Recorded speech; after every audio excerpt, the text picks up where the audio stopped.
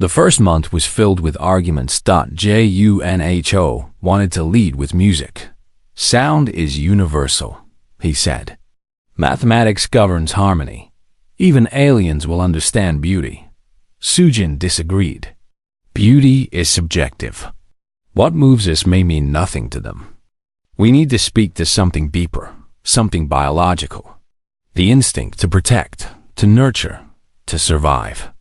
Aun spent her days reading through human history, searching for stories that might translate across the void. She found thousands. Too many. How could they choose? Dongyun listened to all of them. He took notes. He asked questions. But he did not make decisions. Not yet.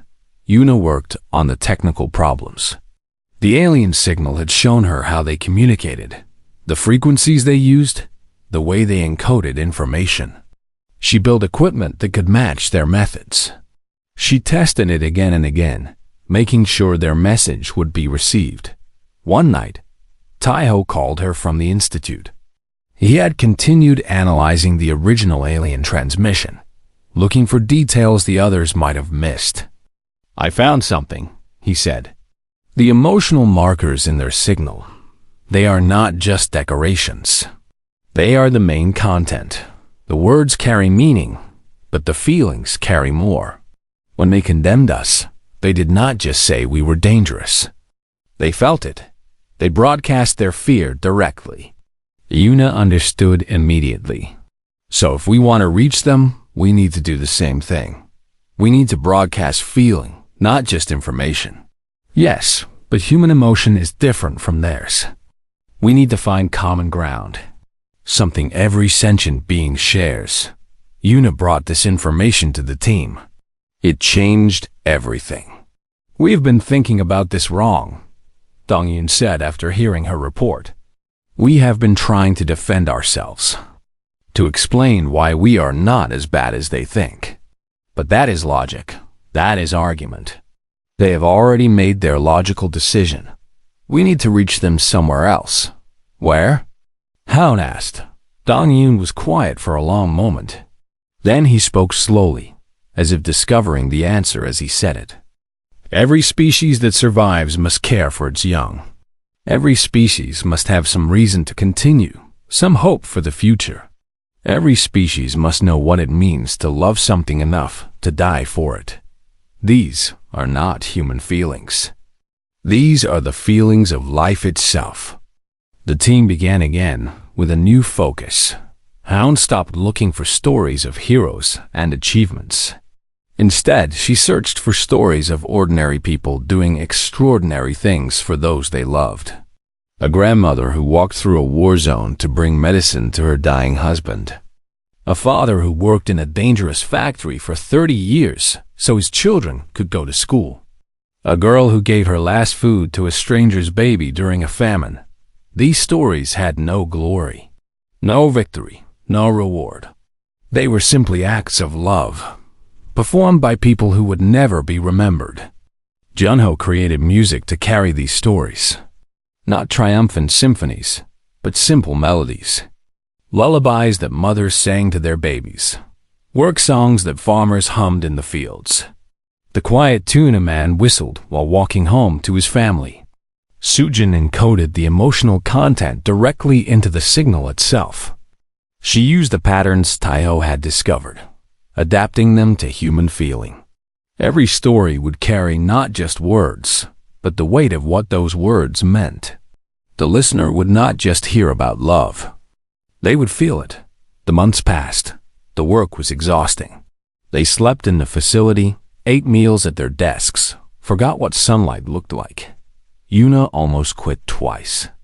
The pressure was too much. Every time she made a mistake, she thought about the billions of lives depending on her. She would lock herself in the bathroom and cry, then wash her face and return to work. Junho collapsed one day, his body simply giving up. He was taken to a hospital, diagnosed with exhaustion, and ordered to rest. He refused.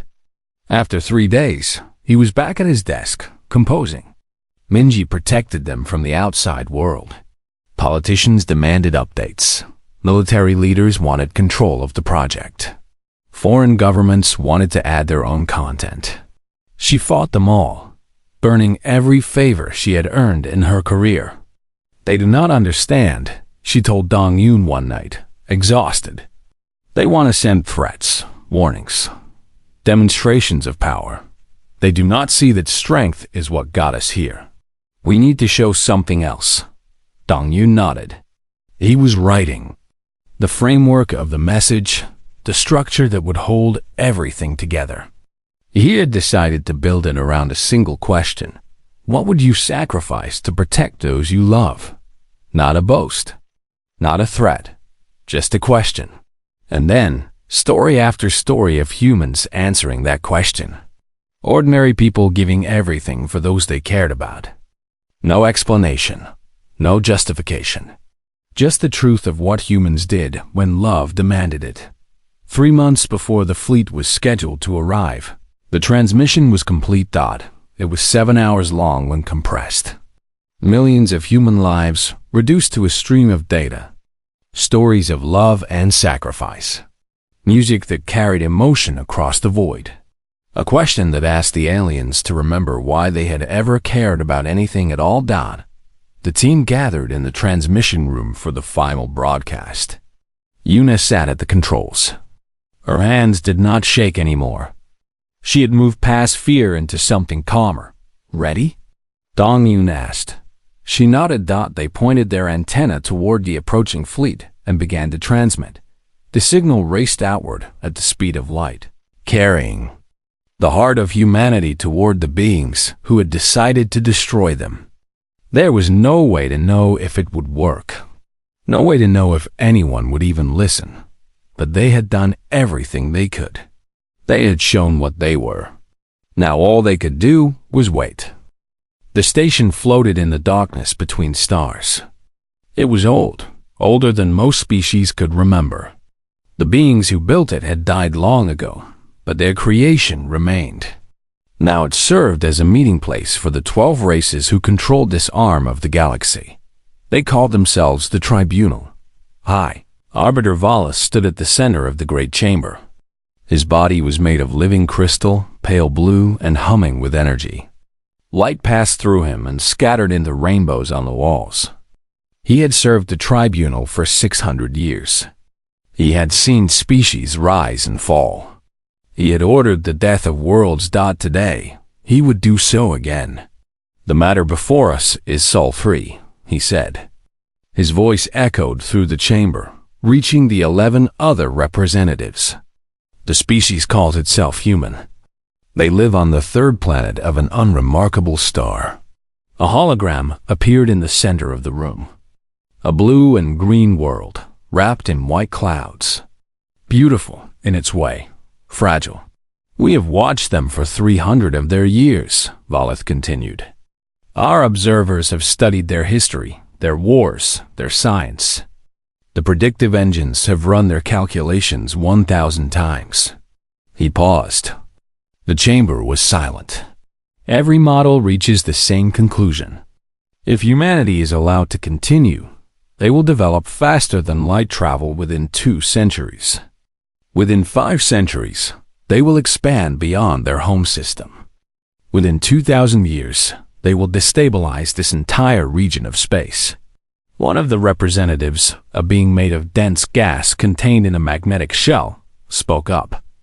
What makes them different from other emerging species? We have allowed many to develop. Volith turned the hologram. Images began to play. Wars, explosions, cities burning, soldiers marching, weapons growing larger and more terrible with each generation. They are too aggressive, he said. They fight constantly, even among themselves. They have developed weapons capable of destroying their own world, and they have come close to using them. Their population grows without control. They consume resources faster than any species we have recorded. More images. Forests falling. Oceans filling with poison. Animals dying. But that is not what makes them dangerous, Valith said. What makes them dangerous is their speed. The hologram changed again. A timeline appeared, showing human technological development. In just 10,000 years, they had gone from stone tools to nuclear weapons, from horses to spacecraft, from fire to computers. They learn too fast, Wallace said. They adapt too quickly. They take ideas from one field and apply them to another. They make leaps that should take millennia in mere decades. Our models show that once they reach the stars, nothing will stop them. They will spread like a disease. They will take what they want. They will remake the galaxy in their image. The chamber fell silent again. The representatives looked at each other, communicating in ways beyond words. Finally, one spoke. A creature of living shadow, its form constantly shifting. What do you recommend? Wallace's crystal body dimmed slightly. Sterilization. Complete and immediate. Before they can defend themselves. Has this been approved by the Ethics Council? The Ethics Council has reviewed the evidence. They agree that humanity poses an unacceptable risk. The needs of the many outweigh the needs of the few. 8 billion lives against trillions across the galaxy. The mathematics is clear. The vote was taken. 12 representatives, 12 voices. The result was unanimous. Earth would die. Far away, on the planet that had just been sentenced to death, a young woman named Yuna sat in a small room filled with computers and screens. The Korean Astronomy and Space Science Institute was quiet at this hour. Most of the staff had gone home. Only the night shift remained, monitoring signals from deep space. Yuna was 28 years old.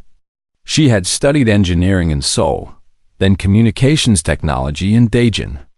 She had dreamed of finding something out there, some sign that humanity was not alone. Most people thought the search was a waste of time. After 20 years of listening, they had found nothing but silence. Yuna still believed. Beside her, an older man named Taiho slept in his chair. He'd been doing this job for 15 years. He no longer expected to find anything. But he was kind, and he let Yuna run her experiments without complaint. At another desk, a woman named Jisoo reviewed old data files, looking for patterns that might have been missed. She was methodical and careful, the opposite of Yuna's enthusiasm.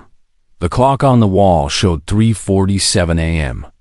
Yuna's screen flickered. At first, she thought it was a glitch. The Institute's equipment was old, and errors were common. But then she looked more closely. A signal had appeared, coming from beyond Neptune's orbit. It was narrow-band, focused, artificial. Not natural. Not human. Her heart began to beat faster. Her hands trembled as she ran the verification protocols. The signal was real. It was really there. Taiho, she whispered. Then louder. Taiho, wake up. The older man stirred, rubbing his eyes. What is it? Look at this. He looked. His eyes went wide. For the next 3 hours, they worked together, capturing the signal, analyzing its structure, comparing it to every known natural phenomenon. By the time the sun rose, they were certain. This was a message from another civilization. The translation took weeks. The signal contained patterns that seemed designed to be decoded, almost like a universal language.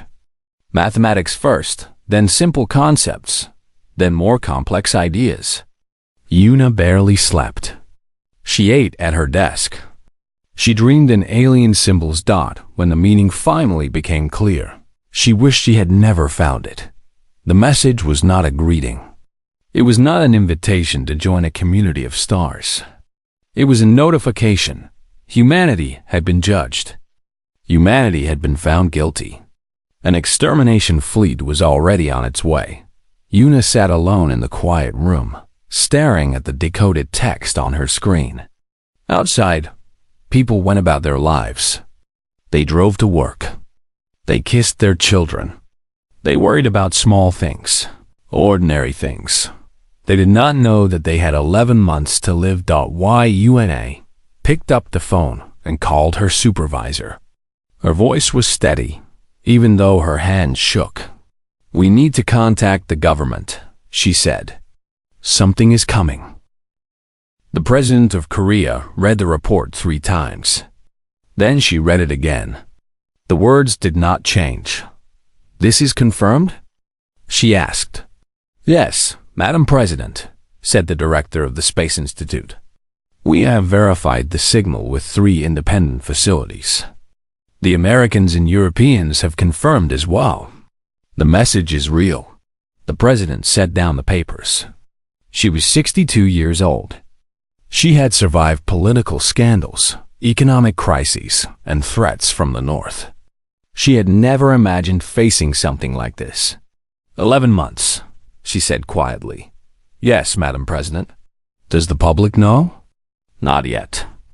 The information has been classified at the highest level. But leaks are inevitable.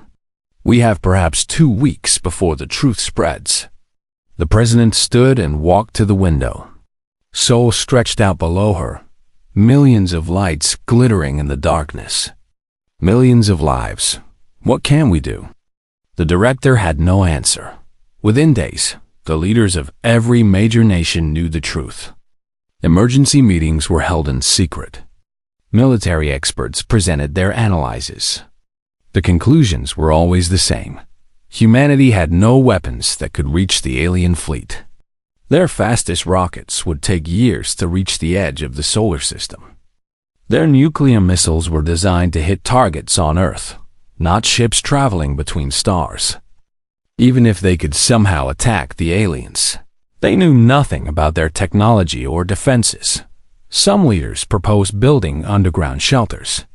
Others suggested launching genetic material into space, hoping to preserve human DNA for some future discovery. A few military commanders argued for launching nuclear weapons at the approaching fleet anyway, just to show defiance. None of these plans would save humanity. Everyone knew it. Despair began to spread through the halls of Power Dot in Seoul. A man named Dong-hoon watched the chaos unfold.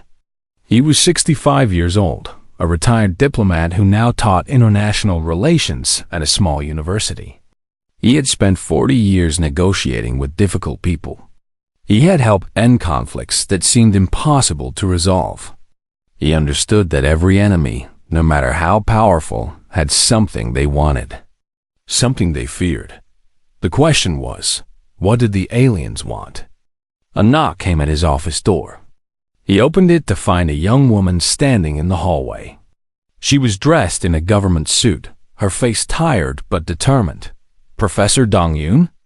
She said. "Yes. My name is Minji. I was your student 15 years ago. International law."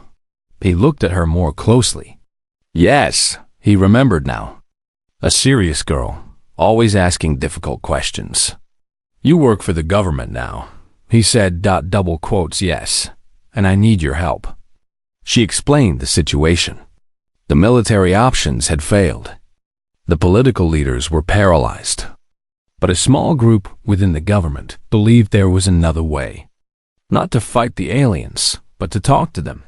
"They've already decided to kill us," Dong-yoon said. Why would they listen? Minji handed him a folder. Inside were analyses of the alien signal, prepared by the Institute's best linguists. "The message contains emotional markers," she said. "The aliens do not just communicate information. They communicate feeling. And the feeling in their judgment of humanity is not hatred or anger. It is fear." Dong-yoon read the analysis carefully. "They are afraid of us," he said slowly. "Yes, they have watched us for centuries. They have seen our wars, our weapons, our growth. They believe we will destroy everything if we are allowed to spread. Their fear is driving them to kill us before we become a threat. So we need to convince them that we are not a threat." "No," Minji said. "That will not work. They have too much evidence. They have seen too much. We cannot pretend to be peaceful. They would never believe us. Then what?" Minji sat down across from him. Her eyes were serious. We need to make them see us differently, not as a threat to be eliminated, but as something worth preserving. We need to show them what we are, not just what we have done. Dong-hyun was quiet for a long moment. That is a very difficult thing, he said finally. How do you show the heart of a species? That is why we need you. You have spent your life understanding how people think, how they feel, how to bridge gaps that seem impossible. We need you to help us craft a message, a transmission that will make the galaxy hesitate. Dong-hyun looked out his window at the city below. Ordinary people living ordinary lives. They did not know they were doomed. They did not know that everything depended on finding the right words. I will need a team, he said. People who understand culture, art, emotion, language. The best we have. You will have whatever you need. Within a week, Dong-hyun had assembled his group. Houn was a cultural anthropologist who had spent 20 years studying how different societies expressed love, grief, and hope. Jun-ho was a composer who had created music for films and ceremonies, a man who understood how sound could move the human heart. Sujin was a psycholinguist who specialized in how meaning was created beyond words, in gesture and tone and silence. And there was Yuna, the engineer who had first heard the alien signal. She understood the technology. They would need to transmit their message across the stars. They gathered in an underground facility outside Daejeon. The walls were gray concrete. The lights were harsh. But the work they would do there might save the world. We have 11 months, Dong-hyun told them on the first day. Probably less if we want time for the message to reach the fleet. We need to create something that will speak to beings we have never met, in a language we barely understand. We need to show them what it means to be human. He looked at each of them in turn. I will not lie to you. This may be impossible. They may ignore us. They may destroy us anyway. But I believe we have to try. Not because we might succeed, but because of what it says about us if we do not. The team began their work. They had no guarantee of success. They had no precedent to follow. They only had each other, and the desperate hope that somewhere in the human story, there was something worth saving. Admiral Keth had commanded the extermination fleet for 40 years. He had overseen the sterilization of 12 worlds. He did not enjoy the work, but he understood its necessity. The galaxy was vast and dangerous. Young species, left unchecked, could grow into threats that endangered everyone. It was better to end them early, before they could cause harm. He had reviewed the files on humanity. He had seen their wars, their weapons, their endless hunger for more. They were exactly the kind of species the tribunal existed to stop. He felt no guilt about what he was ordered to do. His fleet consisted of 12 great ships, each one capable of burning a planet clean. They traveled through the darkness between stars, following paths that humans could not imagine.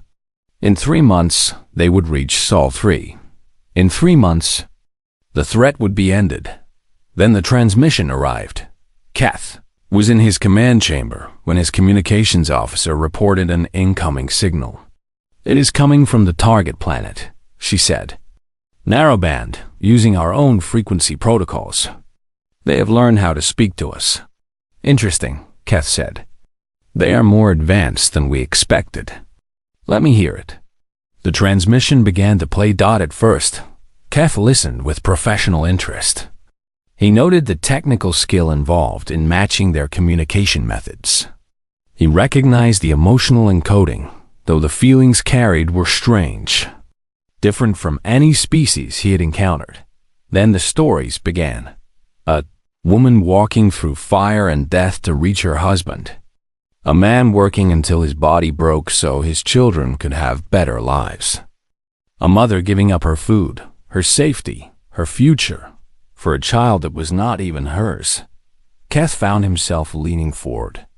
The stories were simple, primitive, even, but something in them reached past his training, past his duty, past the walls he had built around his heart. Why would they do these things? There was no logical benefit, no survival advantage. They simply loved, and that love made them do impossible things. The music came next. Soft melodies, nothing like the precise harmonies of his own culture. But they carried something, a feeling he could not name. It reminded him of something from long ago, before he became a soldier, before he learned to kill. When the transmission ended, Keth sat in silence for a long time. "Admiral?" His communications officer asked. "What do you want me to do with the signal?" "Distribute it to all ships," Keth said. "All officers. Let them hear it." He did not know why he gave that order. He would wonder about it for the rest of his life. The effect was immediate and devastating. Within hours, reports began coming in from across the fleet. Officers weeping at their stations, unable to explain why.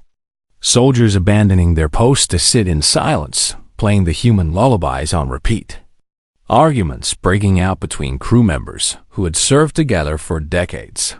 One navigator, a young female from a species that communicated through shared memory, played the stories for 16 hours straight. When her supervisor tried to stop her, she attacked him. "You do not understand," she screamed. "They are like us. They love like us. How can we kill them?" Keth called an emergency meeting of his ship commanders. Their holographic images appeared in his chamber, flickering with the distance between ships. "The transmission has affected fleet morale," he said. "We need to contain this." One commander, a being of living flame named Sarn, spoke first. "My crew refuses to continue. They say they cannot destroy a species that loves its children." "They have orders," Keth said. "Remind them of their duty." "I have tried. They do not listen. The transmission has changed them." Another commander spoke. Then another. The story was the same across the fleet. 3 ships reported near mutiny. 2 more were experiencing what their medical officers called empathic breakdown. Their crews could not stop feeling what the humans had broadcast. "This is a weapon," Keth said. "The humans have attacked us with emotion. We must resist." Sarn's flame flickered. "Is it a weapon, Admiral? Or is it the truth?" Keth had no answer. The fleet continued toward Earth, but its unity was broken. Ships that had traveled together for years now barely communicated. Officers who had trusted each other with their lives now argued about the meaning of human lullabies. On Earth, the team received no response. They assumed their transmission had failed. The world's governments prepared for the end. Some leaders made peace with their enemies. Others hid in bunkers, hoping to survive the fire that was coming. Una returned to Incheon, to her parents' small apartment. She told them the truth about what she had done, what was coming, what she had tried to prevent. Her mother cried. Her father held her hand and said nothing. She spent her days watching the sea, waiting, counting the time. She had left. Dong-Yoon wrote letters to people he had known throughout his life. Old friends, former students, a woman he had loved and lost 30 years ago. He apologized for mistakes he had made. He thanked people for kindness they had shown him. He tried to say goodbye to everyone who had mattered. Junho played his music in an empty concert hall, performing for no one. It felt right somehow, making beauty even though no one would hear it. Then, 4 days before the fleet was scheduled to arrive, a new signal came. It was not from the fleet. It came from much farther away, from the great station where the tribunal met. Una detected it first, in the middle of the night. She ran to her computer and began the decoding process, her hands trembling for the first time in months. The message was short. A summons. A demand for reconsideration. The tribunal was going to vote again. Una picked up her phone and called Minji. "Something has changed," she said. "They are listening." High Arbiter Volith had not slept in 30 cycles. The human transmission had spread beyond the fleet. Copies circulated through the communication networks of 100 worlds. Species who had voted for Earth's destruction were now demanding reconsideration. Others were threatening to leave the tribunal entirely if the execution proceeded. The galaxy was fracturing over the fate of one small planet. Volith watched the transmission again. Alone in his private chamber, his crystalline body pulsed with colors he could not control, emotions he could not name. The stories were simple. The music was primitive. Yet something in them reached him in ways he did not understand. One story haunted him most of all. A human female, old and frail, walking 12 miles through a war zone. Explosions around her. Death everywhere. She carried medicine in a small bag, enough to ease her husband's pain for a few more days. Not to save him. He was already dying. She knew this. She walked anyway. Why?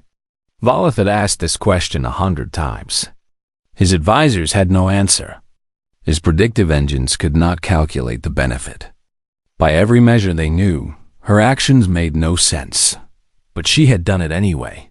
And she was not unique. The transmission was filled with humans like her. Millions of them. Billions probably. Ordinary creatures doing impossible things for no reason except love. Were these the monsters they had sentenced to death? The tribunal reconvened in emergency session. All 12 representatives appeared in the great chamber, their forms flickering with tension. The arguments began immediately. "The transmission is propaganda," said the representative of the machine minds, a species of artificial intelligences that had long ago replaced their biological ancestors.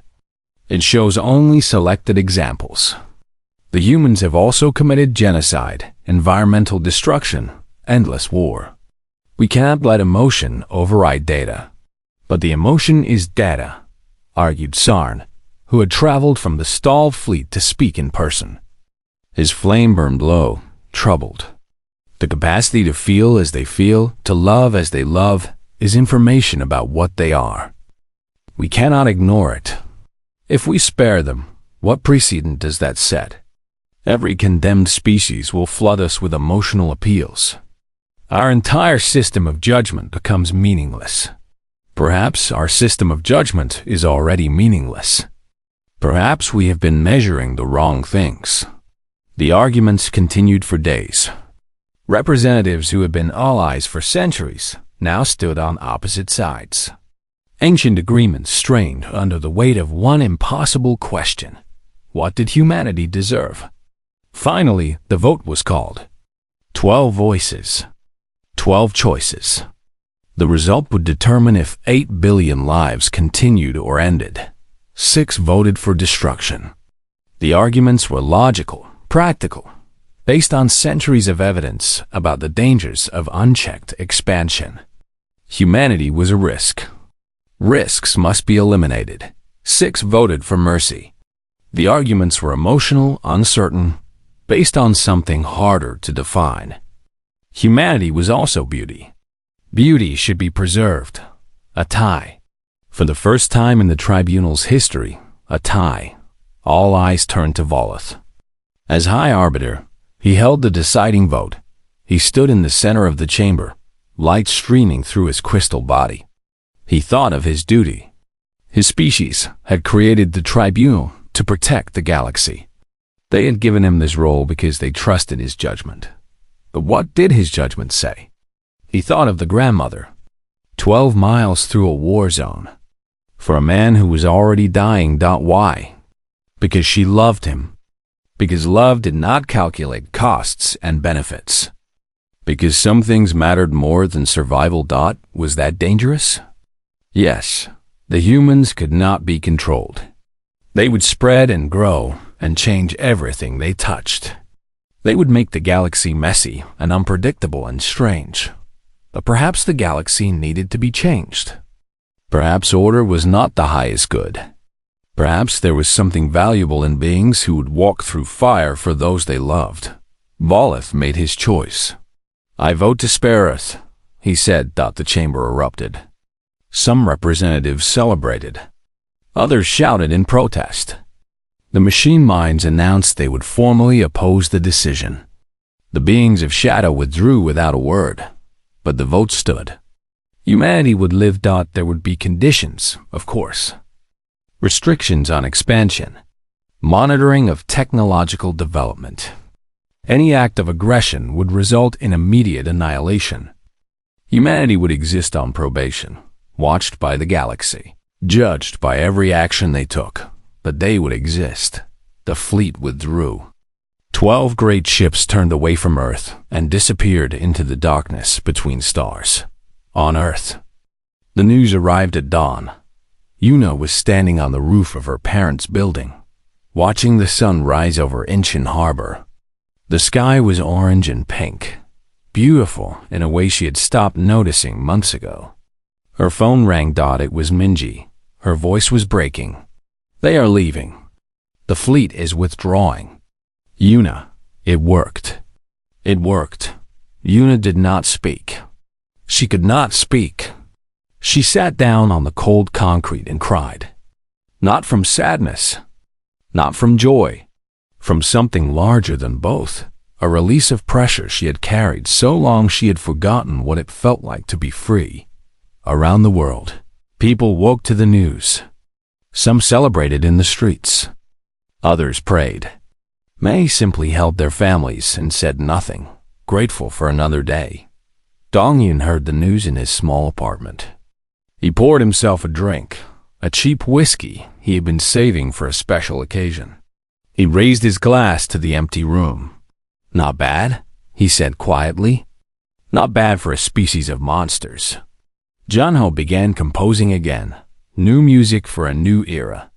Hound started writing a book about the transmission, the story of how humanity had saved itself. Sujin returned to her university, where students now looked at her with awe. 20 years later, Una stood in a different room, on a different world. She was humanity's first ambassador to the Galactic Tribunal. The species that had once tried to destroy her people now negotiated with her as an equal. It was not easy. Many still feared humanity. Many still believed the original judgment had been correct. But Una worked every day to prove them wrong, to show that humanity could grow without consuming, expand without destroying. In her office aboard the great station, she kept a small audio file, the original transmission compressed to a single minute.